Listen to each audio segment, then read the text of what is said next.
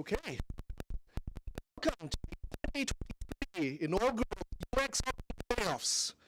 My name is Walter. This is I'm Anna. and we'll be your hosts from UX Auckland this evening. So, Anna, Yeah. what are we doing tonight?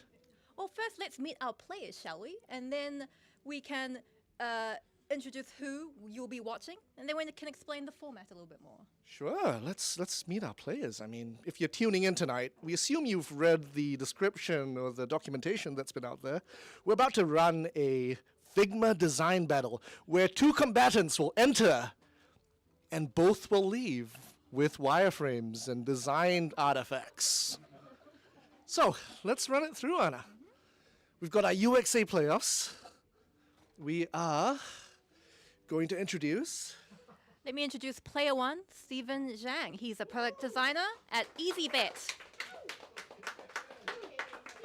Ooh, wow. Been there for 1 year. Let me just read out the bio he provided me. I did not make this up.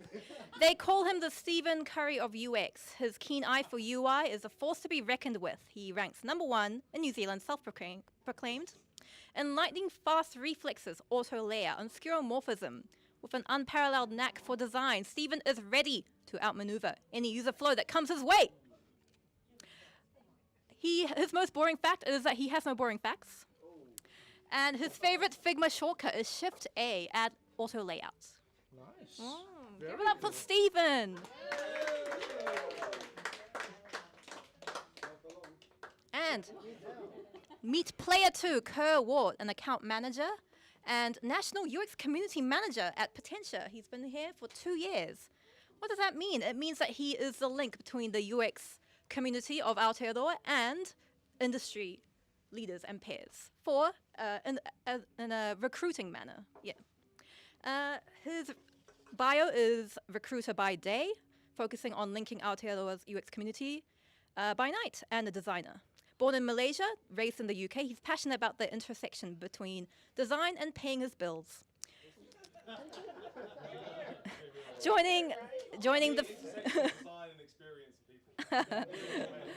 joining this Figma battle is his way of challenging his skills and having fun. He's looking forward to competing and making a fool of himself in front of a physical and digital audience. Give the audience a kiss. Woo! Woo, woo, woo. Oh, his most boring fact is he likes crayons, and his favorite shortcut is Shift I. So, Anna, how's this going to work? I mean, there's a competition, right? I mean, surely there's some rules. Surely there's some criteria. Surely there's something they're competing with. Well, that's right. We've got 3 rounds. That's how we're going to structure the competition. First round will be about UX research, where our players will be exploring their problem space, choosing a key area that they want to address, and then I guess telling the audience what they will be showing and what they're going to be focusing. And then the next round will be about information architecture. They're going to make a sitemap and think about what the user flow that they are going to be mapping out and focusing is. Defining the final scope for themselves, possibly some lo-fi things. The final round will be the shiny stuff, product design, high fidelity. At least one design I'm hoping to see, a landing site for the intended user, and then a final presentation back to the audience, because you will be deciding who will be the winner. So, let's kick off round 1 by kicking off with a little brief. How might we make better product decisions by using pagan magic? Now, you can interpret that brief however you want. We'll be slicing this up into 3 slices as stated before, and the first round is, well, predominantly UX research and discovery. We're going to watch our participants explore the problem space, choose a key user need to address, identify how to validate that user need. I mean, here's the thing. They only have 10 minutes. They're not going to be able to go out into the field and truly validate, but we can see what they can put together in terms of a test plan. And finally, they're going to turn those user needs into functional requirements. So, I'm going to jump to a little thing and kick this off. So, contestants, your timer starts now.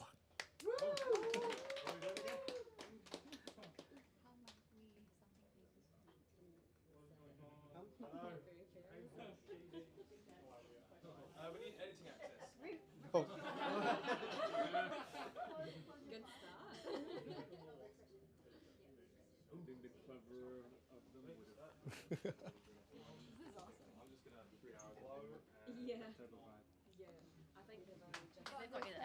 Crayons, yeah. You got edit access? Yeah. Nice. You got edit access? Yeah. Cool.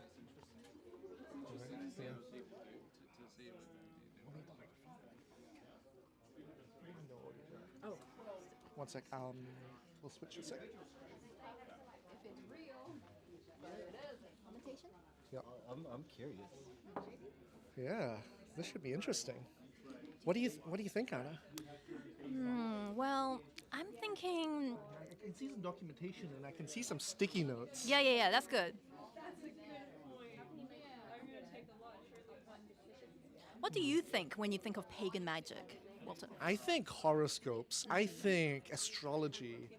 I think witchcraft. Yeah. I also was thinking horoscopes as well. Horoscopes? Yeah. I'm a Leo. What are you, Anna? I'm an Aquarius. Aquarius. But these days they talk about like rising Mercury retrograde. So how do you think that'll affect your product thinking process? Well, it's based on you're hoping to see a sign, right? Yeah. You use magic superstition Magic to look for a superstition. sign. I don't know. Are you superstitious? Not really. Really? But I mean, let's jump to what our players are doing. Yeah. Okay, I spy some pain points. I mean, we're looking at difficult decisions. We're looking at company metrics. I might bring in a guest here. Give me 2 minutes to grab the camera. See, I'm just trying to figure out whether this is a fictional exercise because you use pagan magic to make decisions already, right? Did you just say you use pagan magic already? And This is current state of the art. We already use pagan magic. what kind of pagan magic do you use? Sacrificing the odd chicken. Sometimes taking small children to the top of high places. And Love dropping that. them into volcanoes. Maybe rings. Maybe not the small children. I see. So then, how would you use product design to make that easier? You think? Because that sounds like a lot of work. Yeah, certainly getting those small children. I mean rings to the top of the volcano is a lot of work. So Yeah. So that's maybe there's a better way of getting up there. So how do these volcanic rings influence your product process? Well, it depends on sort of like the flame rate. That kind of influences, the sort of scale of the decision. They'll tell you whether you're making a hard decision or an easy decision. And, Does it play a big factor on your burn rate? well, volcanoes, burning things, that's good. That's how you get the burn rate, right? So. Thanks for your time, Anthony. You're welcome. But yeah, I mean, so Anna, while our participants are cooking up, I mean, they've got 6 minutes left on the clock. already. Oh my God! It's already been 4 minutes. It's been 4 minutes. Yes. Shall we go and survey the audience to see what they think? Yeah. All right. Yeah. Yeah. Pretty much. By the way, nice job. Yeah. Okay. Yeah. Okay. Let's go with. Let's go and ask a few people what they think.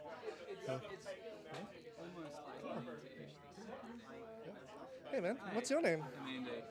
Walter. Pleasure. So, what do you think about the brief that our challengers have been given? Very challenging, but it's always exciting to explore new problem spaces, right? Do you feel like pagan magic influences your product thinking process? Not in the marine industry, but hey, maybe like could be a new way of doing things. The tides, the waves. Tides, the waves, the boats, yeah. No, not yet, but soon maybe. Soon. Like imagine that. Imagine a boat designed by pagan magic. I mean, we might jump to our participants next and take a look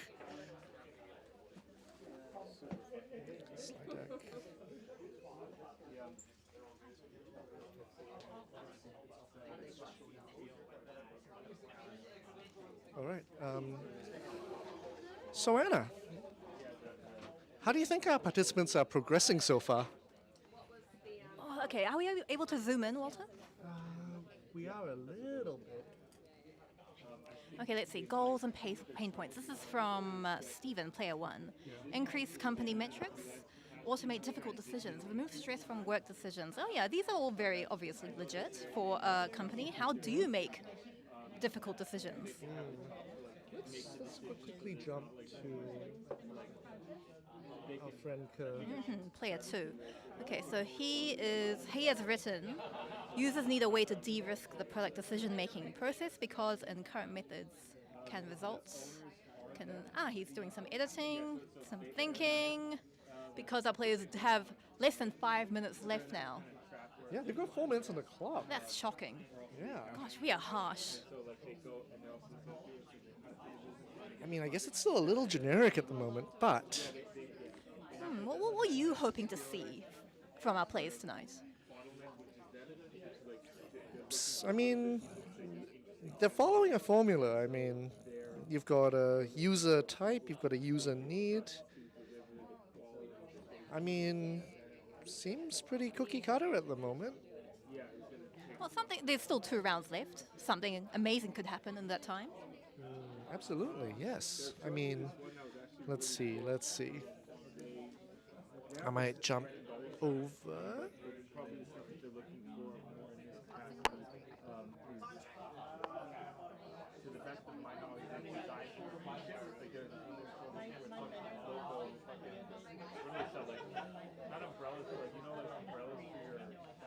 Oh my god, that's really harsh. I told you so. And then 2 minutes of talking back each way. Yeah. Will the camera be on? Yeah, but you want to get the camera? Yeah, I can camera. While you talk back.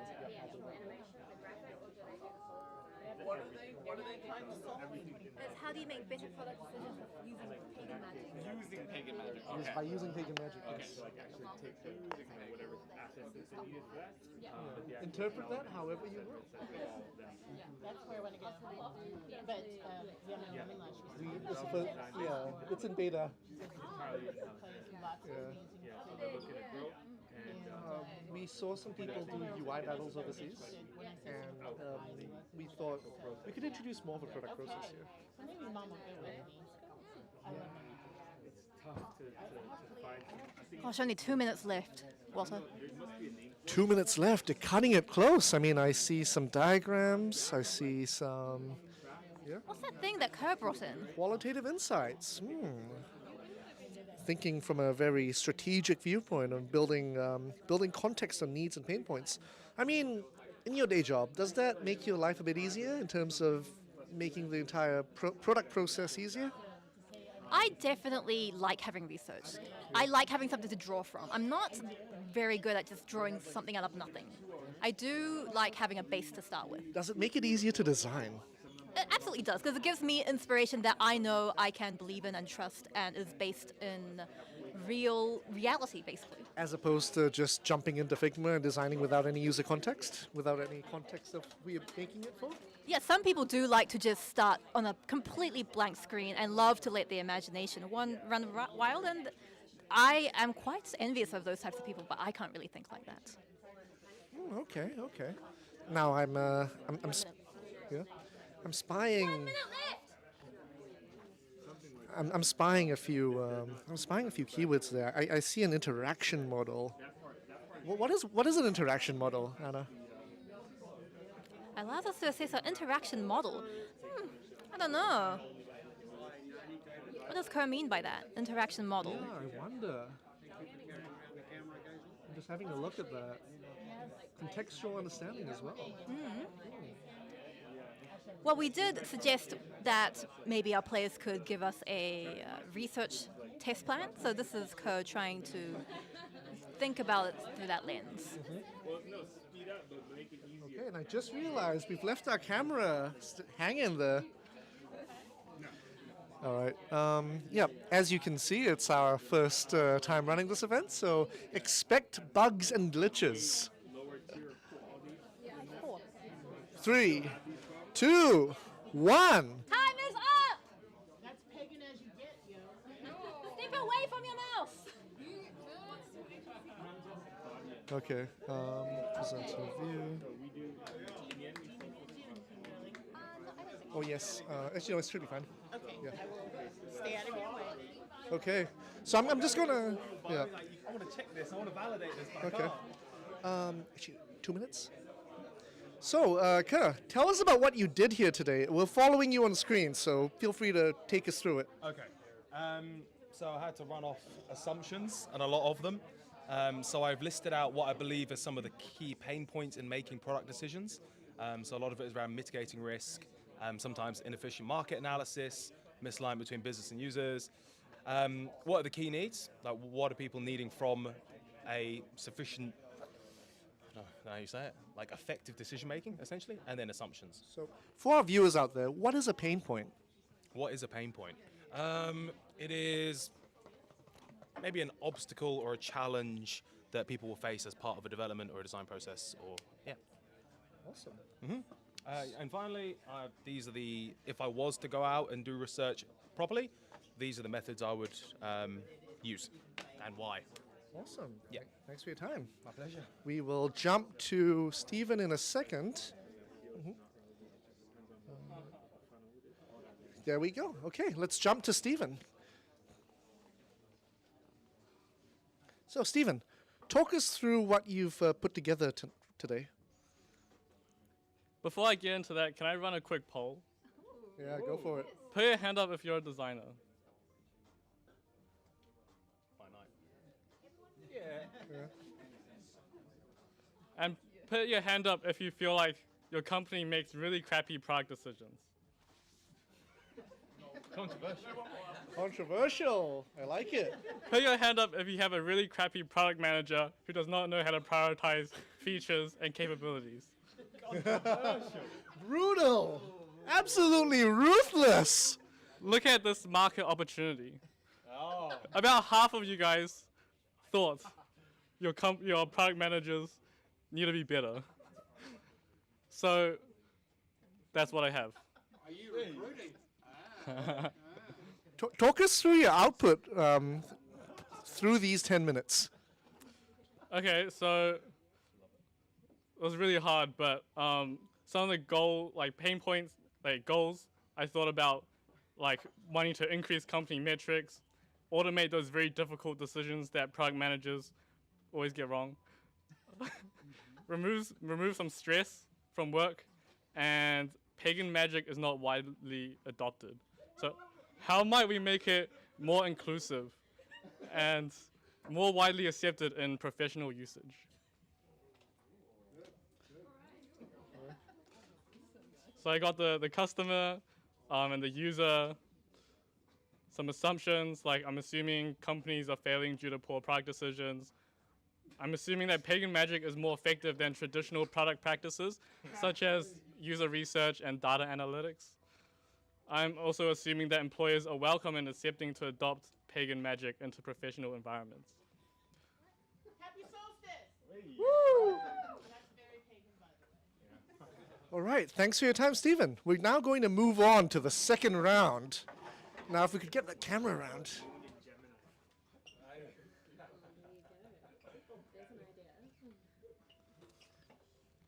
So that concludes round 1, discovery.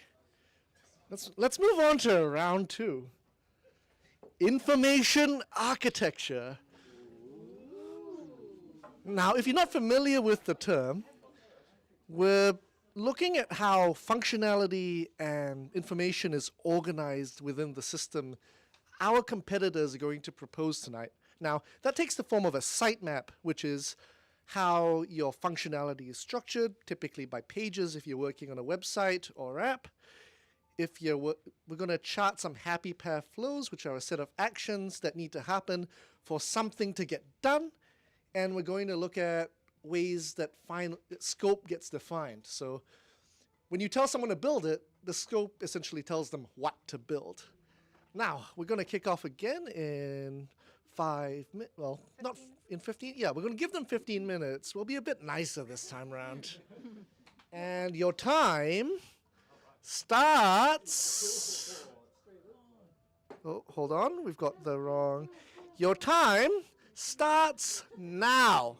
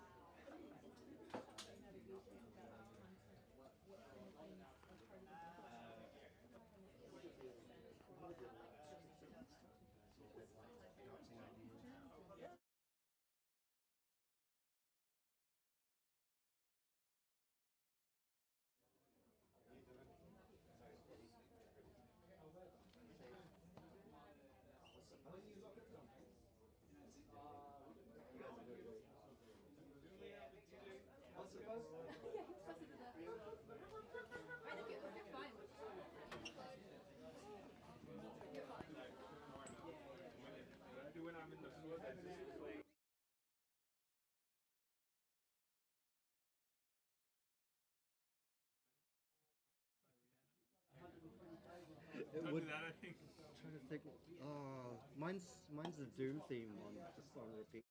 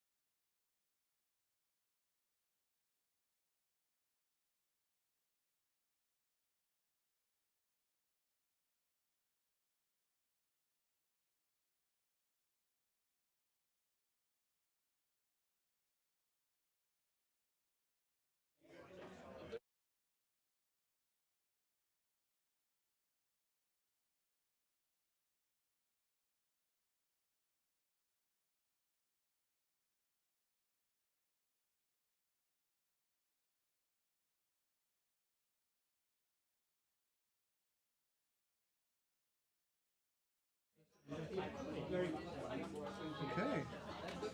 So we've got someone trying to sneak away.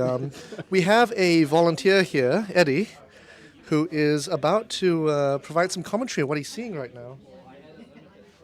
What am I seeing? Hold on, what screen am I looking at? You can watch. So something I said while we weren't on screen was, I do not envy these guys. This brief is a difficult one. What do you think of what did you think of when you heard the brief? I quietly panicked, if I'm being honest, like, because I kind of had mindset of how would I tackle this problem.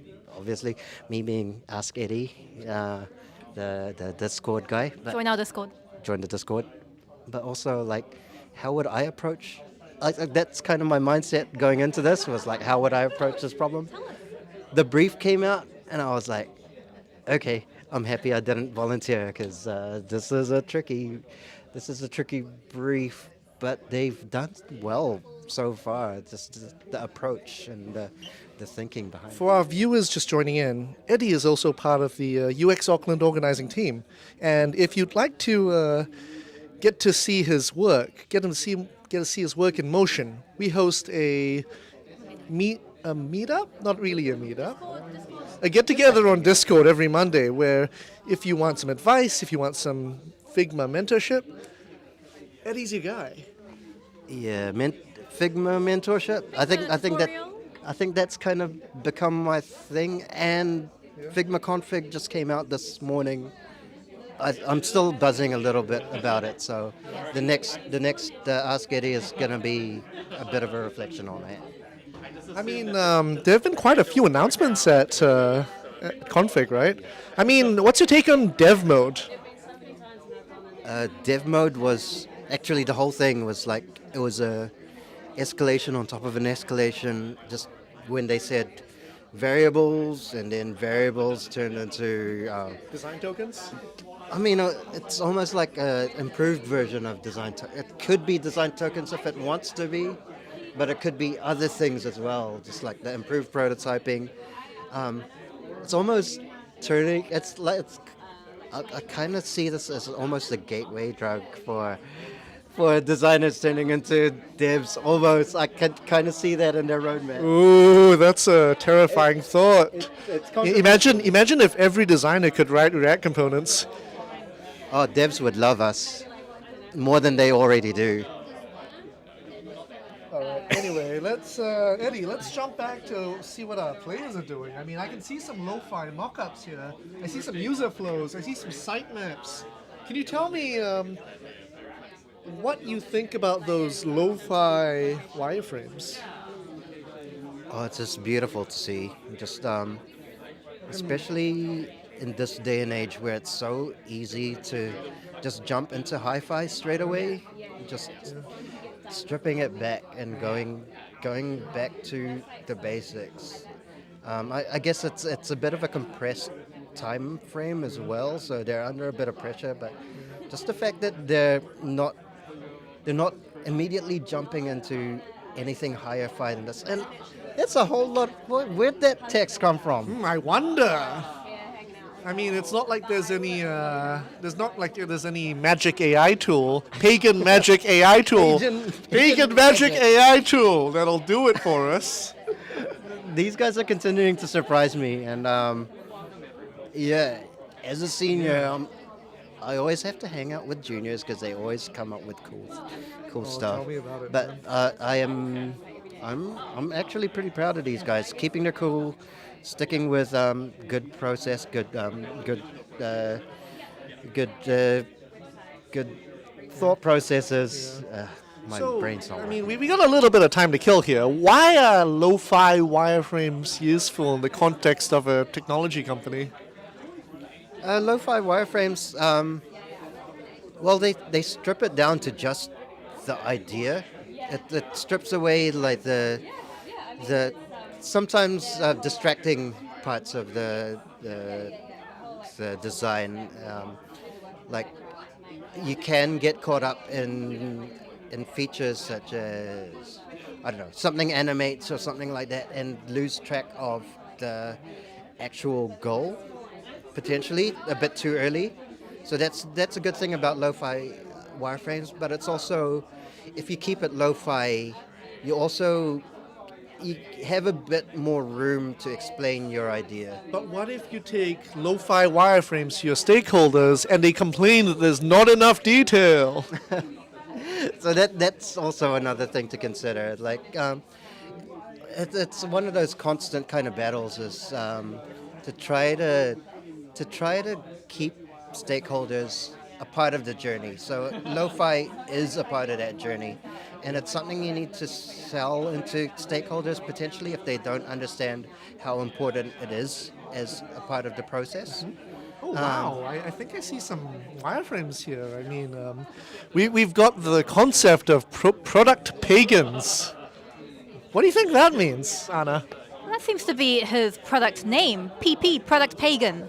I'm loving what I'm seeing right now. He just got, if I look in, it says from 9 to 10:30 a.m. morning vision circle workshop. Then the next meeting would be North Star Metrics Fortune Teller. I love that. And then obviously Gap for lunch. All right, tarot cards for product prioritization. I love that. Yeah. Astrology for strategy. Nice, very nice. Really embodying the theme of tonight's battle. Yeah, happy winter solstice, everyone.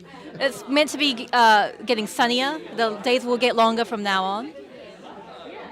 And just on this, I have to just shout out Stephen.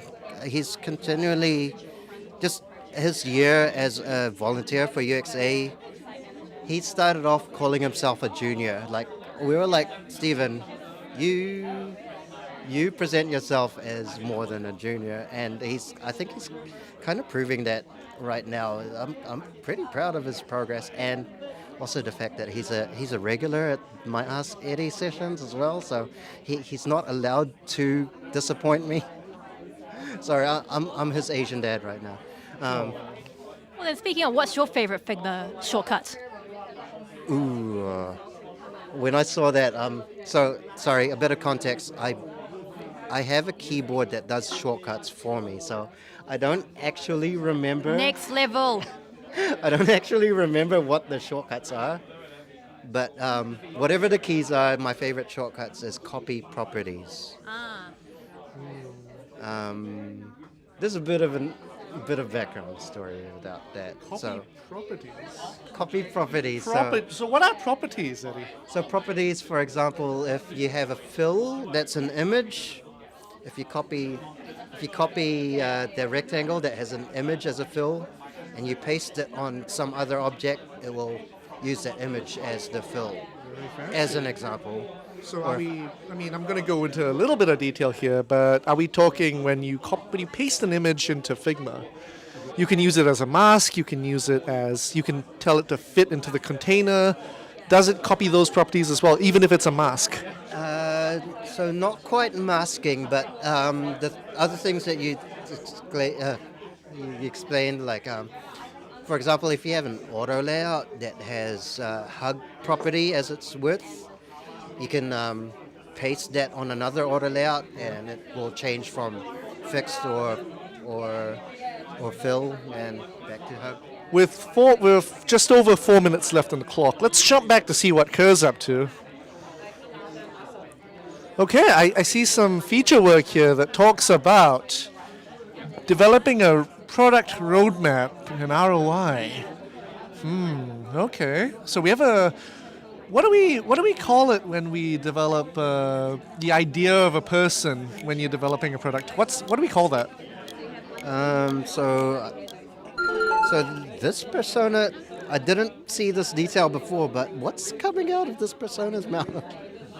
Yeah, I mean, I think I see some personas here. I think I'm seeing a bit more than a persona. Seeing a persona a little bit under the inside. Part of the pagan magic. Okay, that's pagan magic coming out of her mouth. So what is a persona, Eddie? What is a persona? Oh my gosh, that's wow! You're hitting me with the UX questions. Hard UX questions. The hard UX questions, and also the potentially controversial ones. So, personas. Love 'em or hate 'em. Personas are like it's kind of a character that you create that embodies like big parts of your audience or an audience member, so that you can, in theory, empathize more. They can be controversial in terms of if it's not used right, it can just highlight or exaggerate stereotypes. So there are alternatives to that. Like what, man? Oh gosh. So terminology is not working right now. Brain not working? Sorry, I started at 3 a.m. to catch the Figma config thing, so my brain's not completely working. Understandable. But there, I mean, I know of archetypes where you just talk about the functional requirements and you don't talk about anything. Like, for example, your typical persona would say, oh, I am between the age of X and Y. I am this gender. I am this race. I think that's fallen out of favor quite recently to avoid bias, and I support that. But at the same time, you need something to align around, right? Like, I think it's pretty universal with personas that you essentially just have to say, what is this user doing? It looks like we've got just under 2 minutes. Oh, there's only 2 minutes left. Whoa! That really moved by quickly, man. Again, I'm not envious of these guys. They are doing a great job. I'm struggling to think how I would have tackled these last 15 minutes, but wow. I mean, back to the personas thing. They've got the frame of mind to come up with personas. I mean, in the final minute and a bit, what's a user flow, Eddie? What is a user flow? So, user flow is basically it's a flow through the journey of what you expect the experience to be. Things that need to happen, right? Yeah, basically. And I think with this kind of compressed timeline, they're focusing particularly on Happy Path. Okay. So I'm trying to Trying. read what they've Oh, got. it's moving pretty quickly. Again, just 15 minutes. Based to come on up with this cyclical stuff. seasons. I'd really like to dig into that. I mean, yeah. I would. I mean, it's kind of you. Magical. I'd suggest you ask Khir Yeah. what his thinking is around this, but Yeah. so, Demon is summoning. Whoa! Demon summoning. Whoa! wow. They're really turbocharging the product process here. They're taking that extreme of the pagan worship. Whoa! Demon brackets Whoa, lead very engineer. controversial. Hold on. Okay, so If they have a demon as a lead engineer, I'd be pretty impressed, man. this is not representative of all UX people. They are under pressure. So we engineers, we love you. Yeah, we love our love engineers. Just to clarify here, we love our engineers. We love collaborating and these- making things real. And it looks like we're out of time. We are out. Time's up! Time's up! Okay, I think that concludes round 2. So we're gonna quickly jump to our participants and let's see what they have to say. We'll start with Stephen this time around, and let's go on.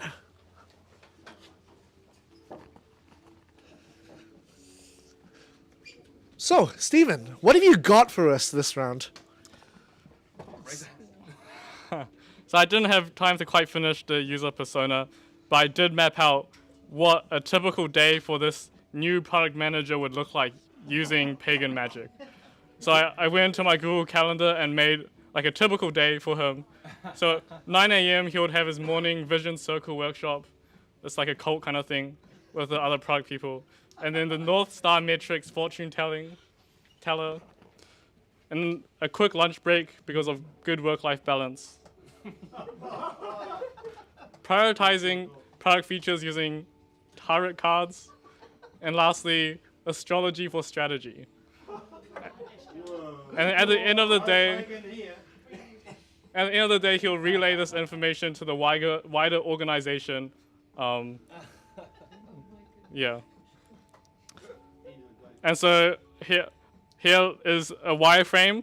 So here's the whole his product managers, product owners, all getting together, doing this like cultish exercise.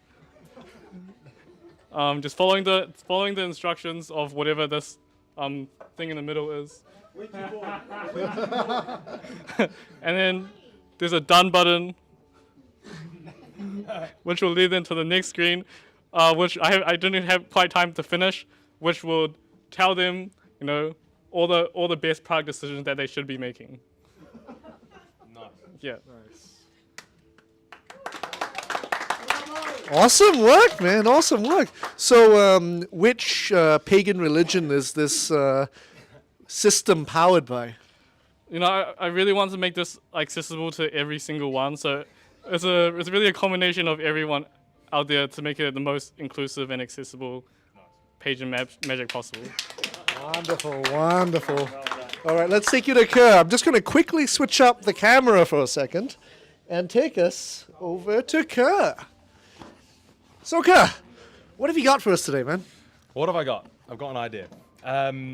So I started with, I kind of bounced backwards and forwards between kind of determining what the final scope is going to be and finding a way to draw what the cyclical calendar that you find in paganism to the cyclical nature of product development.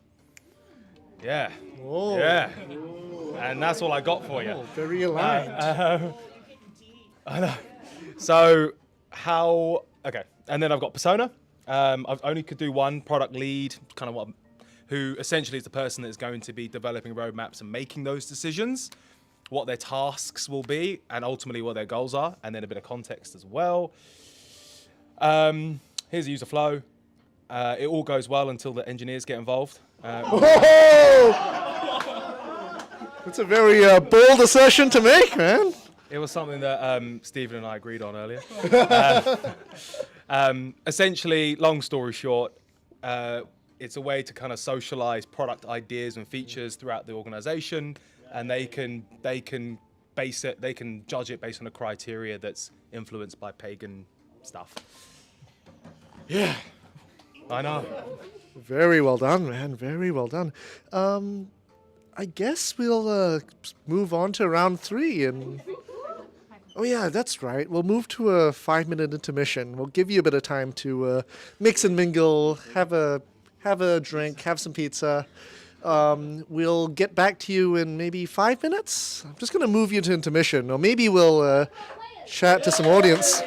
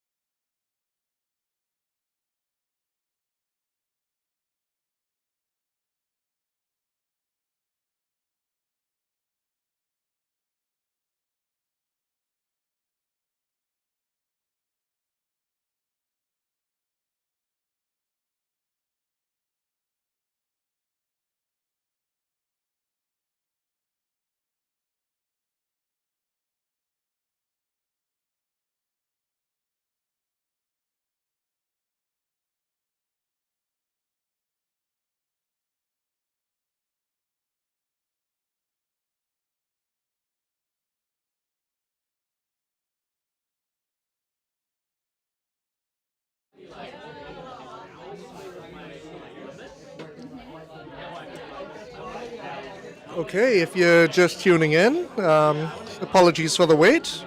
We will kick off very soon. We're just waiting for our participants to get prepared. And yeah, away we go.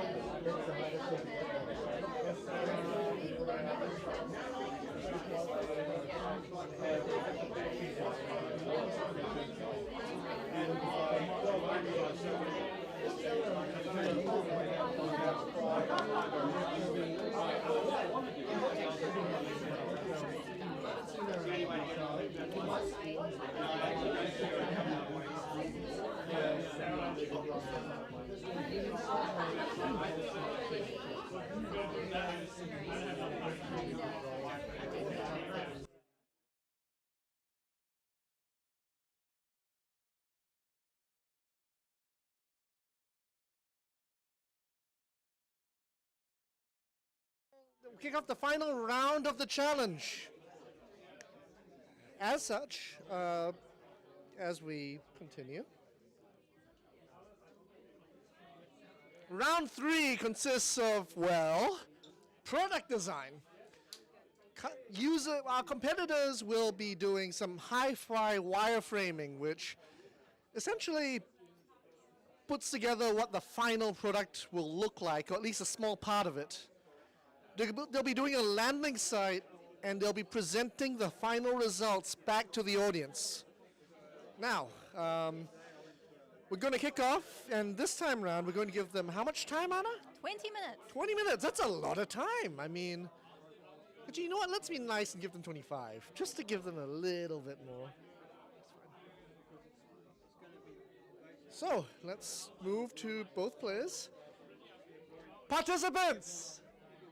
Khir, Stephen, you have 25 minutes. Your time starts now. Is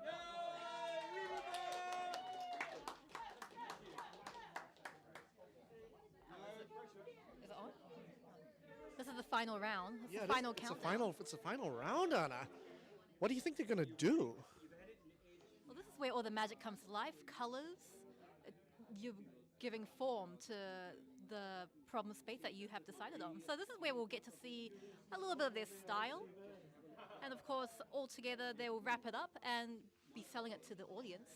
So I'm really excited to see what they do. So how would you sell a design to the audience, Anna? Well, I would need to accentuate the problem. The problem. Actually, what Khir said earlier about the cyclical nature of product design, I thought that was very insightful, because product design is absolutely cyclical already. You mean they have to sell? Cyclical meaning that we need to work in quarters, we need to work in sprints, and paganism is very much about seasons. So I thought that was very insightful what Khir had. I mean, for our audience out there, what's a sprint? A sprint is usually 2 weeks of kind of like a beginning and end, where you decide you are as a team of designer, developer, product manager, usually business analyst maybe, but as a team you'll decide you're going to focus on this thing, and then by the end you will have finished. Do you think it's useful to work in a multidisciplinary team like that? It's useful because everyone is involved, and you need all these different brains and different types of thinkers anyway at some point. So I do appreciate how you get to work all at once on one thing altogether. Because I mean, as a designer, if I put together a bunch of rectangles and put that wireframe together, can customers use it? You can definitely show it to them and test it, and that's the advantage. But can I use it to make money? No, that is where developers come in, isn't it? You mean I have to work with these developers? You have to work with all sorts of people. Actually, good question, Walter. How do you work with different people, different roles? How do you personally work with different people at your company? So, I mean, the first thing you got to do, it doesn't matter who does it, but the first thing is you got to all make sure you're working on the same page. I mean, if you decide you want to build a cookie selling app, an app where you can buy cookies, and your partners in crime are thinking, I'm going to build a ride-sharing service, your code is going to be absolute crap, and so is your design, because, well, there's two ends pulling at two completely different things. Sorry, it's not going to be crap, but as a high risk it will be, because there's no focus. You're trying to do 11 billion things. And I mean, from my limited experience, I've found that when everyone realizes that we're all working on the same thing, you tend to get stuff done high quality a lot faster, at least from my limited experience. I mean, when you prepare something for a developer, Anna, what do you look for? What do you prepare? I personally, first of all, I like to kind of do it one-on-one, so we can talk more freely, and I can, instead of in a more formal fashion, I like to do it casually one-on-one. So I just like to call them and chat with them and be like, what do you think of this? Yeah. Because I mean, looking at what Khir's doing, I mean, I see a dashboard, a really fancy-looking dashboard. I mean, he's set up a menu. He's even got a logo. Wow. A logo? Are we able to zoom in on what the logo is? Well, let me see if I can work my magic on my computer. Whoa, a really fancy gradient logo even. They're really whipping out all the visual design chops here. Let's go back to let's see what he sees. So I mean, what's that component called, Anna? I mean, I see an email. What's that component called? Do you mean the input component? Yeah, that's a text input component, right? So I'm guessing this will be done on a desktop computer. Oh, I mean, I think he's telling us to go away. Oh wow. Okay. Fine. Fine. We're gonna leave him be and have a look at what Steven's doing. All right. Let's jump to Steven. Let's just jump to see what Steven's doing. Okay, that's interesting.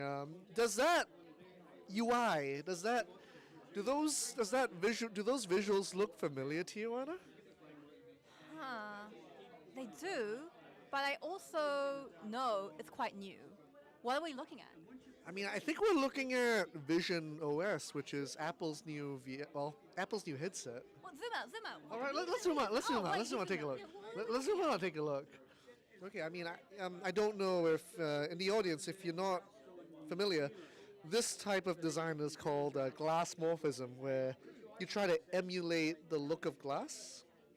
And I think that when Apple released the headset, it really popularized it again. Which headset are you talking about? Is it the Vision Pro, the super expensive one that I don't think is coming to New Zealand for quite a while. Oh yes. What? When it was released, 2 weeks ago? It's not even out yet. Not even out yet. Announced it. I see. Yeah. You can't buy it yet. You can't buy it. Yeah.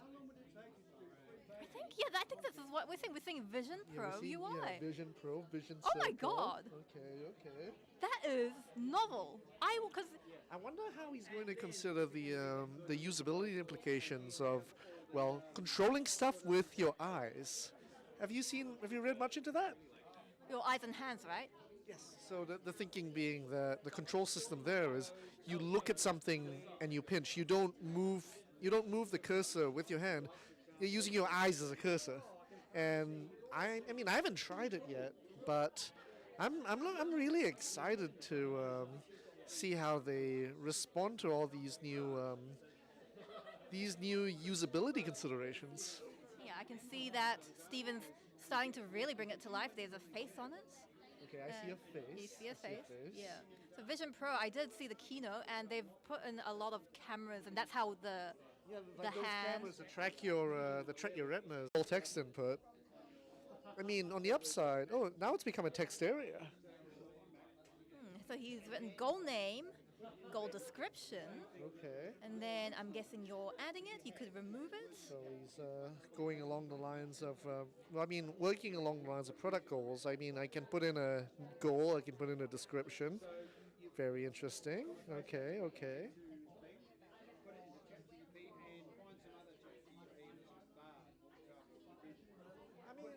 I think we'll let this simmer for now and see let's jump back to Steven and have a look at what he's up to. Okay, those faces scare me, to be honest. Well, speaking of scaring, the Apple Vision Pro, you'll be able, people viewing you with the glasses on will be able to see your eyes. But it's not actually your eyes, right? It's a projection of your What eyes. was that, Anna? I was too busy in VR. And when I heard that, I did think that was a bit weird. So I know some people reacted positively to it because it's feedback for them that's what you are looking at. A little bit like goggles. A little bit like goggles, but they're not even actual, they're fake eyes. I was really annoyed because here's the thing, right? I was hoping it'd be cheapest, and I was hoping the face would be non-interactive because I was going to put googly eyes on them. No bueno for you. No bueno. No bueno. So, let's take a deeper look at what Steven's doing. I see 4 faces here with a context menu. What do you think that drop-down will do? What would you expect if you press the kebab? Kebab. What's actually? Is that called a kebab? Well, kebab. I do. Oh, actually, some fun Yeah. UX Was it developers. meatballs? Well, developers. Oh yes, love to name things apparently after food. Yeah. know, So those 3 dot things, I've heard them be called You've got kebabs. Oh yeah, that's right. You've got your 3 vertical lines, Yep. which means like your hamburger menu, right? I Hamburger. don't have an example here, but essentially 3 vertical lines stacked atop each other. Hamburger. Yep. That's a pretty common one, right? Sure is. And then I've heard the 3 dot one be called kebab. Meatballs, also another one. Isn't kebab like the vertical one? Well, then what would you call the horizontal one? Meatballs. Meatballs? Ah, I see. Yeah, like You need spaghetti it needs to be on a plate. Yeah. I see. Okay. So these are meatballs. Yeah. What would you expect if you press the meatballs with your hands? Because it's Vision Pro. Okay, I've got the headset on me. I see some faces. I see the pagan magic context menu. I click on the meatballs. I think I get the option. Maybe the option to consult their star sign, maybe. Extra details about. Here's the thing. We have we have a bit of a clue to go by with what they did lo-fi earlier, right? This is going to help us make better product decisions according to the plan. So, I can see. What kind of wheel is that? Let's take a deeper look. It looks. Oh, yep. That's pagan, all right. I see summer solstice. Using the power of technological witchcraft. Yeah. Perhaps they'll come to a more aligned conclusion.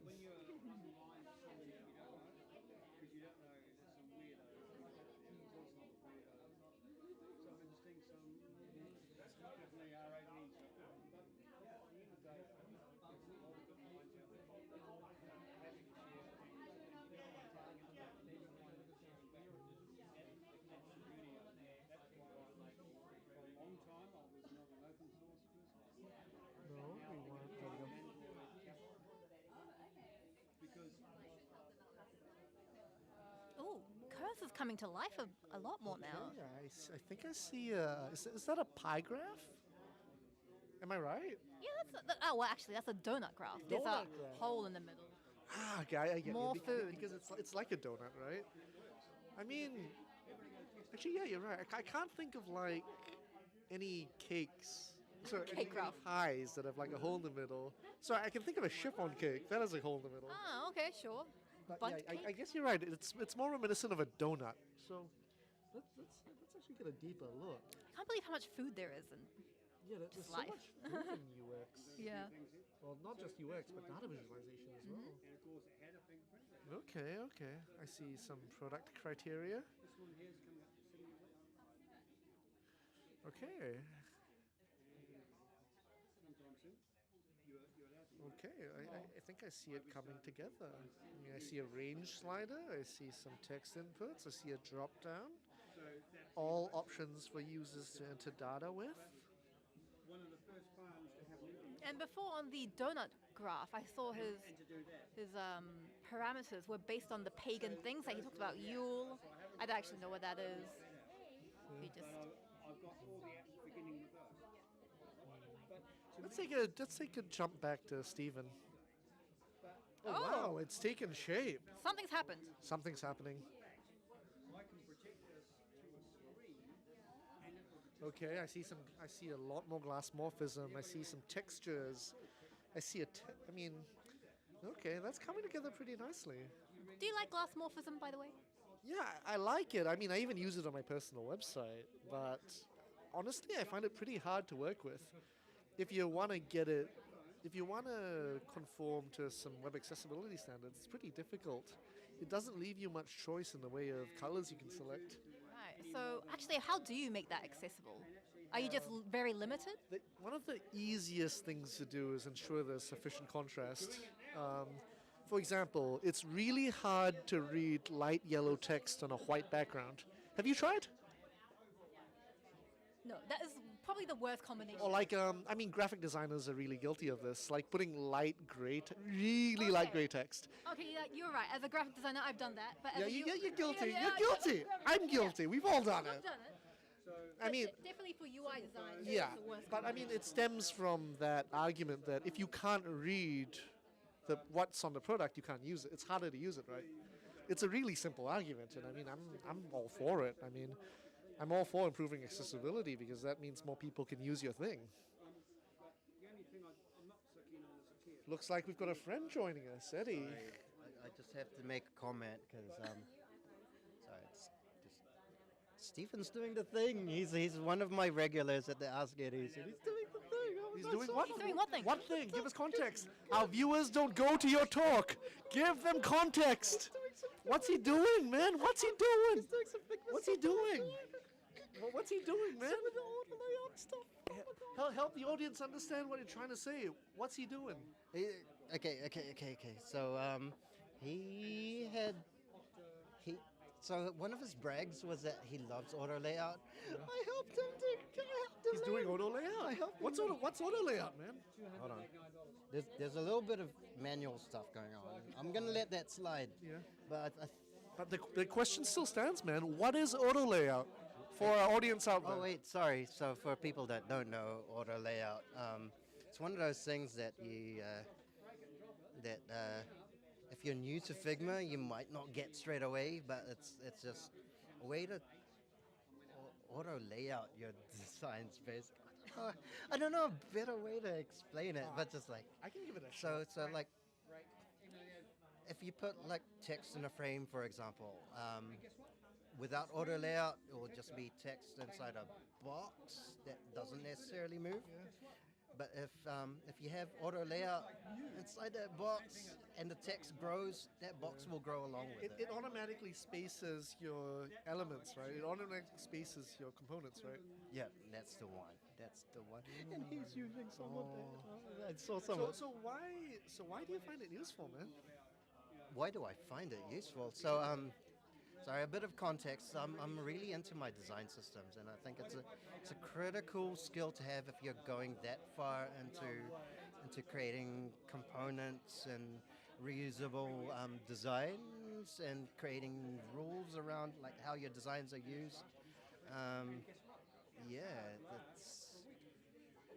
It's kind of tricky to explain in just a few sentences. So yeah, if you can make it to one of my sessions. When are your sessions, man? Mondays, every Monday, 7 p.m. Until 8:30. Awesome, thanks, Eddie. So while you're here, let's talk a little bit more about the aesthetics of visual design, which everyone loves to talk about, but not many people know how to do well, right? Yes. So tell me a bit more about your take on glass morphism, which I briefly hinted about earlier. Glass morphism. If I'm being honest, I have had a bit of a backlash against glass morphism. I'm quite active on LinkedIn, so I have been seeing a lot of people do bad examples of glass morphism or just using glass morphism as a technique that they learned and use it across everything.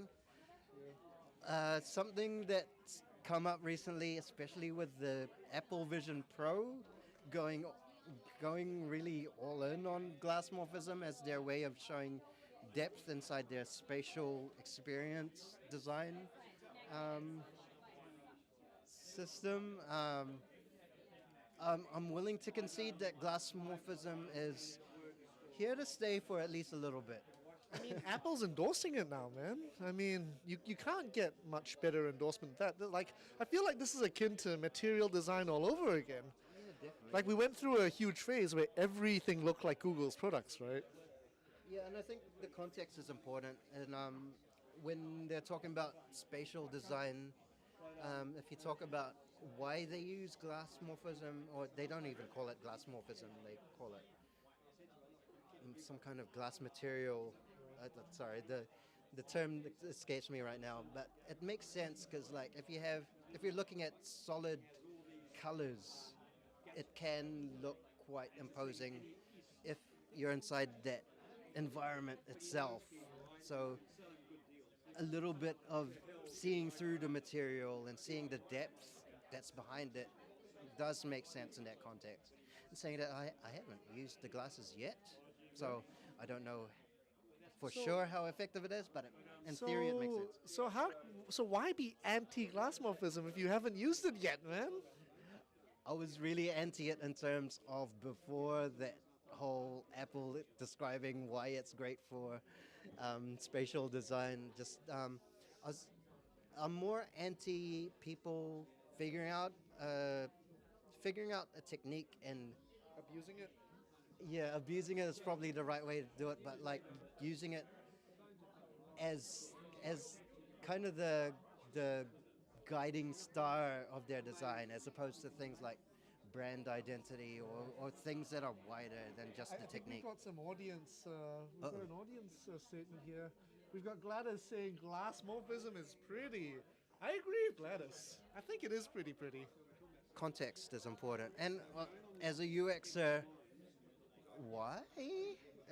Context is always important as a Look, UXer. if I wanted to be really evil here, I could invoke the aesthetic usability heuristic, where people associate things that look pretty as being more usable. Yeah. And I mean, if it works, man. But if we go back to the statement around it potentially being abused, where it's like it becomes a distraction. Look, I mean, I'm not going to excuse the fact that there have been a lot of poor implementations, a lot of poor impressions. There's poor implementation of everything, regardless. Yes. Everywhere. I think it makes sense for Vision Pro UI because it's going to be in the air. You're looking at shit. Yeah. Behind shit. Plus seeing that presentation, that's pagan magic, and I think these guys are right in that comfort zone, man. Just that sweet spot of man, $3,500 US. That's truly pagan magic. Yes. It's a lot of money. Can I also say, I see a call to action, but I see an action button from Stephen. It says invoke. Invoke is a very pagan word. He's got his tone of voice. I don't know, spot like on. a lot of that input, that whole system feels very ChatGPT to me. Well, It's like, what do you want to do? Generate. Oh, invoke. Invoke. Okay, fine. Invoke. don't worry about how you get there. If you're using the tools to effectively get that tone of voice, embrace it. This is starting to get into some AI kind of existential UX stuff, but it's a tool. It's a tool. It's getting fancy. Can we see what Khir's up to? Sure. Let's jump to Khir as there's 2 minutes left. And let's jump over. Okay, so you open the context menu so I can see what he's actually doing. Oh, he's going the dashboard route. Yeah, that's very. I mean, from a visual design perspective, that looks very Tailwind to me, man. It's very flat, although in saying that, I think some of his goals were to be I a very approachable type of I beacon. disagree. I think I see a hint of a drop shadow there. What do you think? I see like a little smidge of drop shadow. Yeah, actually. There is. Yeah, just a little bit. You can see it there. Yeah, he's using it on those cards, adding a little bit of depth. So why use drop shadows, Eddie? Ooh, it depends on your system. Yeah. Depth does give you a bit of does imply a little bit of hierarchy. It does imply a little bit of separation between things. And would you call, I mean, I don't know if we use the same language here, but would you call those cards? I'd call them cards. It kind of makes sense to me. They have been called other things, widgets. But what do we use cards for, Eddie? As design practitioners. As a design practitioner or as a UX, sorry, the 1 minute warning just came up. Cards, like if we go back to the principles of proximity, things being inside a card kind of just imply a relationship between all of those items inside a card, and it organizes things quite nicely in that sense. I didn't quite see his IA, but I'm guessing it has a lot to do with how he's got his IA organized, and especially in a dashboard type of design, cards just make a lot of sense in terms of modularity, in terms of scalability, as you start improving or introducing new functionality. It's easy to do. Yeah. And yeah, I lean on cards quite a lot. A lot of my designs, Okay. it just, yeah. Okay. Thanks for your time, Eddie. I think we're at time. Contestants, stop your engines. Tools down. Woo! One more thing. One more thing. So, I mean, given that both of you have gone first at least once, who'd like to go first? Steven? You ready? All right. Let's roll, Steven. I made a prototype. Can you play it? Can you play it? Oh, yeah, we can play your prototype. We can play your prototype. Check out the thumb drive. All right. Come over here. Come over here, Steven. Let's see what you got. All right. Click the first frame. So I'm going to go to prototype mode. What is prototype mode again? Click a new window. Okay. That's Oh, I'm not sure. Ah, there we go. Okay. So, yeah, what does prototype mode do, Steven? I honestly haven't been following the new Figma. I mean, prototype mode. Oh, you can it manifests ideas into reality. Wow. Very, very fancy, man. Thank you. Okay. So, all right, Steven, show us what you got. All right. So.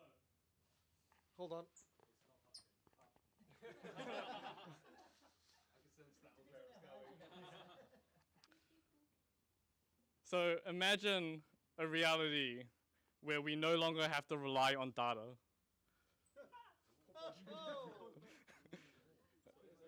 Imagine a reality where product managers become useful.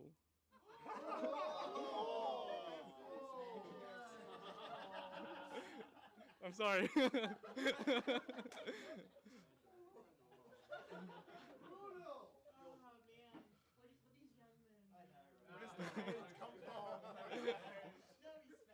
Now imagine this reality is actually reality.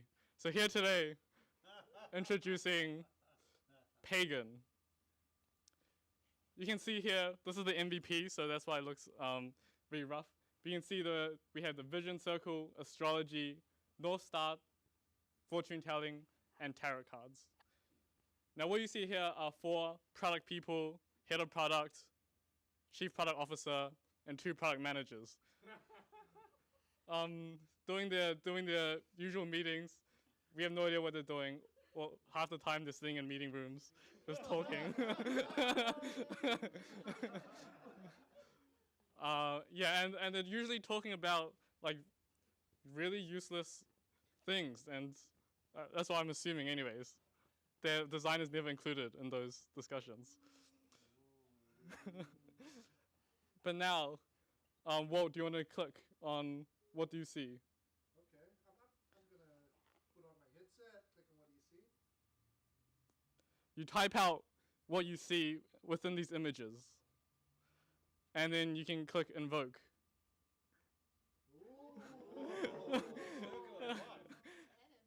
And I have not finished a prototype. So it's stuck like this forever. Thank you.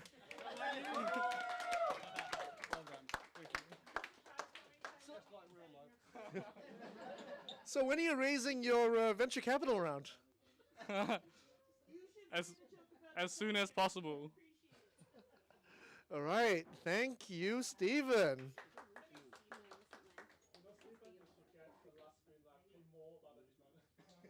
All right, we're going to move to Khir now. How'd you like to run, Khir? I might have to stand here because I have to zoom in now. All right. Okay. All right. So mine's not as fancy. The purpose of this product is to democratize product decisions, because it's not always about stakeholders upwards, it's also laterally and down. So the key flow here, or the key kind of interaction pattern here, is that people enter their product goals, potentially feature ideas, requests, name what that is, give a description, a criteria. So that might be, you might decide that you would like to receive the response as a checkbox, a slider, so it's kind of how you'd like to receive the feedback, assign the people that you would like to review it. Here is an example. I didn't have time to change the different outputs or the different kind of, whatever it's called. So they're all sliders for now. But essentially this is what a product manager might get from a product lead. This might be something that a product owner would get. And I've got an example here of a notification engine that will inform users of their pagan holiday allowance. Please review the documentation and give feedback. And they can read it, give their feedback. Maybe a slider's not the best input for that, but we'll just ignore that for now. And then the product lead will get a summarized view of the overall feedback, team sentiment, its alignment to pagan rituals. Didn't have time to change that, but that's okay. Maybe that's broken down by geography. And then I didn't get to finish it, but I was going to try and do that. But yeah. So ultimately, it lets businesses make more informed decisions about their products. Woo! Awesome. What kind of layouts did you use, Stephen? How many? Maybe 3 at a push. 3 out of So I noticed you had a replica, that slider was repeating itself. So was it a component you used over and over again? It was a component, and this is where auto layout was used. Oh my goodness. Very fancy. Very If I had fancy. Eddie or someone with me, then we could change out the states, and it would be a different type of input. But we don't have that much time. Sure. All right.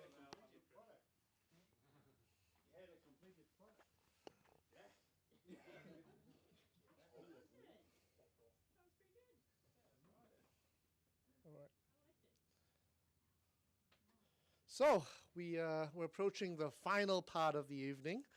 We need you to decide a winner. Now we're gonna we'll point out one of the participants first. We want you to clap, and essentially the competitor with the most noise wins. So I'm gonna jump to our camera. All right. So could I get a show of hands for Khir?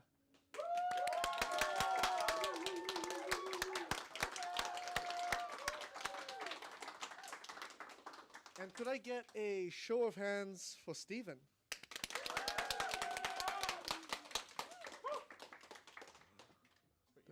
That's a pretty even tie. I mean, I don't know how we're going to judge this, Anna.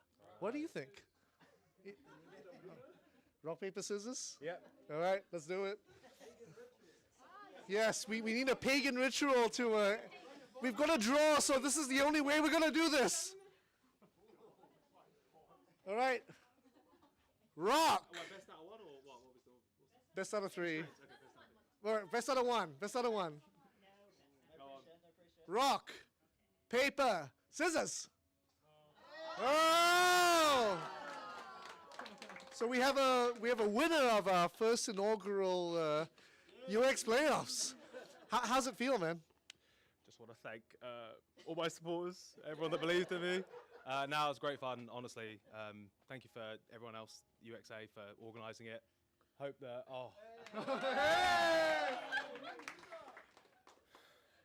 People ask what I would do if I didn't win. I guess we'll never find out. No, thank you. All right. From everyone, from everyone here at the UX Playoffs and at UX Auckland, thank you for your time. We hope you enjoyed the show, and as always, see you next time.